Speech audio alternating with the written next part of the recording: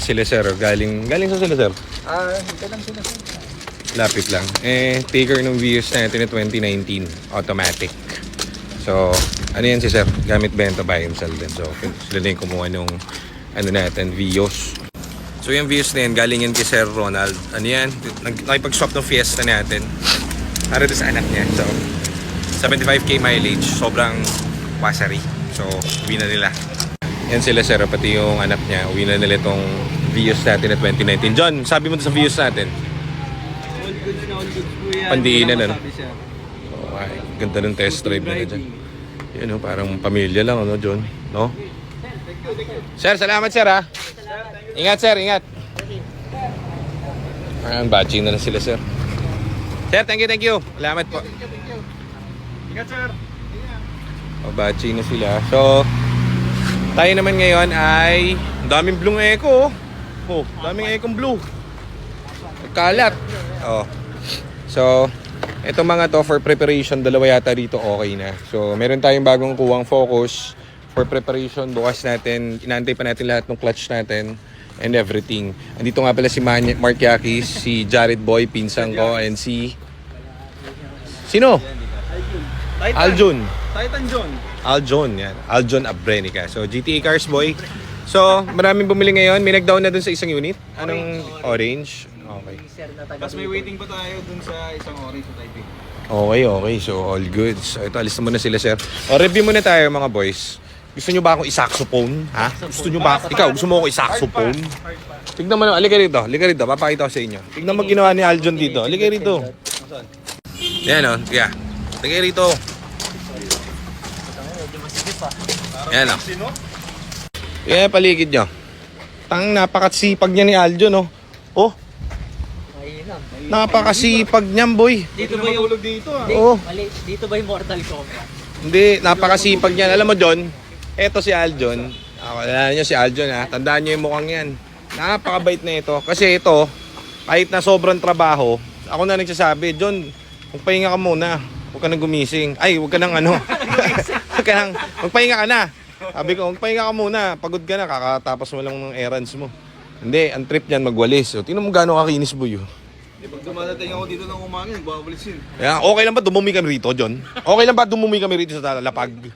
Hindi pwede. Talagang malinis to si Aljon eh. Nakalagay bawal dumumi. Oh. Nakita mo to? May paso pag may dumumi. Iyahampas na to. Dito naman tayo sa kabila. Kaso may bad news tayo ngayon. Alam niyo naman dito sa atin. So dito, di ko lang binabalita, ina-update ko kay lahat. Maraming buy and sell, puro sale stock lang. Saka katoksika ng maririnig nyo. Dito sa amin, updated kay lahat.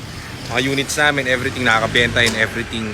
Pati mga bad news, binabalita ko sa inyo, anis ako eh. So ito, meron tayo ditong bad news. Kay Sir Alberto, wala pang isang buwan sa amin nabili to eh. Pakibukas yung hood. Boss ba to? Bukas yung hood! Pagal mo eh. So, EcoSport, isa pinakamagandang EcoSport namin to. Paano ko nasabi?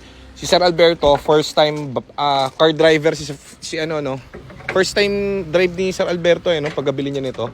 So OFW rin niya na follower natin. So thank you Sir Alberto sa tiwala. Okay, magalala, pag shit happens, nagkakaroon talaga ng ganito.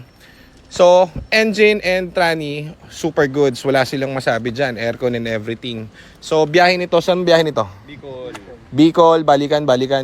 Lucena, Bicol, Manila, Lucena. Diyan na natuto si Sir, no? So pagkabili niya nito, saka lang siya natuto mag-drive. Okay, ganun katindi mga follower natin. Kaso, gusto ko kaya to bina-vlog kasi syempre ina-update ko kayo sa mga nangyayari, hindi lang yung magagandang benta, di ba? So, sa 10 bebenta namin, may isa na magkakaganyan.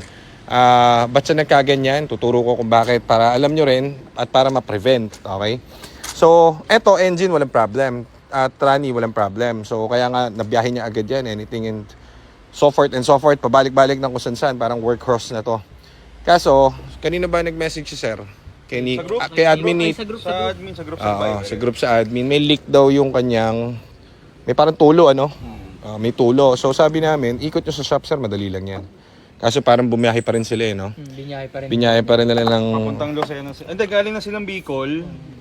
So, from Bicol, dumiretso silang biyahe pa rin. Manila yata, kasi nasa Laguna si Sir eh. Pabalik ng Bicol, Manila, papuntang Lucena yata. Okay, so yun nga, anything. So, biyaheng malayo.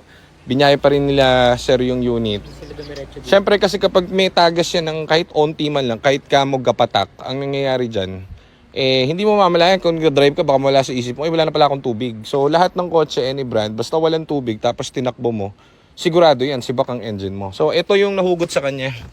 Ito. Yung hose. Yan, yung hose na yan. Ito. Hose ng ano to Pakilawan nga ito. Hose ng papuntang radiator, natanggal ito. Pumutok. So ngayon, pagputok niyan, hindi ko alam kung bakit, pero I'm assuming siguro hindi masyado nakatakip yung takip ng ng reservoir. So tumalsik yung yung hose niyan. So anong nangyari, hindi natin alam kung gaano kalayo yung tinatakbo niya. So anyhow, nangyari diyan, umangat ang head. So kapag umangat ang head niyan, actually talagang delikado na yan. Parang susukuan mo na yan pag gano'n no? Dito sa atin, dito kasi sa atin, easy yan actually. Sa dami ba naman ng refresh naming engine at tranny dito. Kaso mape-prevent nga yan kung lagi nyo, pag kunwaring babiyahe kayong malayo, dapat titignan nyo lagi ang tubig, langis, hangin, and everything. So charge to experience. Pero, kumbaga, wala pa namang isang buwan si Sir Alberto Saka hindi naman tayo pinahirapan yan sa pagbili ng sasakyan. Kumbaga yung pag-sell ng sasakyan dahil tagal natin follower yan Sir Alberto. So hindi natin siya papahirapan. Ganyang issue, hindi namin iiwanan yan. So sabi ko, inasikaso ni Mark yung towing from Lucena papunta rito. Ano sabi mo? Ano sabi ko? Sinigo nagkasikaso nun. Hindi, anong sabi ko dun sa gagawin dito? Ano yan? Wala nang bayad ang? Wala nang bayad ang March yan. Sa kanya parts, sa atin. Kay Sir ang parts, sa atin ang labor. So, bibili lang si Sir kung ano yung nasira dyan. So, kunwari, piston nasira, barbula. So, bili siyang barbula, mura lang yun.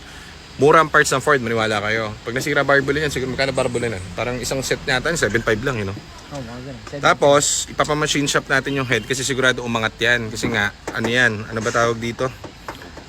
Tinatakbo siya ng overheat. So, labor is atin na, tayo nang bahala dyan kahit na, kasi nga, marami yung kasabay, may mga re-refresh kami dito, sasabay na lang natin para hindi mapagastos si Sir. Anyhow, siguro mga isang linggo matatapos natin to. Sana, kung mabilis yung sa machine shop, ayan may sludge Okay. Bangga pa si Sir. Tapos, kamalas-malas, nabangga pa raw si Sir. Ng motor. Ng motor. Yung bumper. Asan yung bangga? Pati nga yung bangga sinasabi niya. Sumabit yung ayun natanggal yung Oo nga, clip, naputol yung mga clip. Ano to, pinapadala niyo pa sa paint shop after?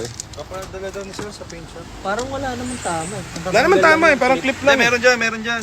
Dali lang yan, kaya yan Meron pa yan. Ito sa gilid, sa Gedli. Gedli. Ito, ay hindi. Ito sa Gedli. Basta may So isa ayan, pa. make sure yan, hindi lang sa Ford, sa lahat ng kotse. Basta pagka nakita nyo bumababa ang inyong reserva, manmanan nyo yan, hindi po pwede yan. Kasi hindi nyo naman yan mababantayan lagi na ang nagda-drive kayo na, ang tawag dito, na hindi mag-overheat. Baka di nyo mamanmanan, nag-overheat na pala kayo. Binibira nyo pa rin yung unit. So yan lang, in-update ko lang kayo. So hindi laging birthday, may ganyang unit. Ang importante, titindigan natin at tutulungan natin yung nakabili kahit na tayo ay wala namang kinalaman dun sa hose. Importante, magagamit niya yan at hindi i-junk. Ingay. So yun lang update natin. In-update ko lang kayo sa lahat ng kaganapan dito at ako may ginagawa doon sa loob. Kanina nandun sila sa kabilang garahe at kung ano ginawa nila ron. Ewan ko. Basta ako tahimik doon sa loob at ginagawa. At oo nga pala, si Ma'am Marichu, yung matagal nating follower. Yung lagi nasa comment section, Ma'am Marichu, nabalitaan ko bumili ka na raw sa amin ng Ford Fiesta. Asan yung Dad, asan yung Ford Fiesta ni Ma'am Marichu? Yung pinapatungan. Ay, ito pa pinapatungan ko. So Ma'am Marichu, ngayon sabi sa akin, Kuya, si Ma'am Marichu, bumili na nung Fiesta niya. Ito. Sabi ko, teka muna, hindi pwede yan. Ayoko na may mga gasgas. Meron pang papapulido na. Oh, so, itong unit niyo ma'am, natapos na namin to. Parang, kailan pa ba tapos to? Hindi, actually meron pa eh.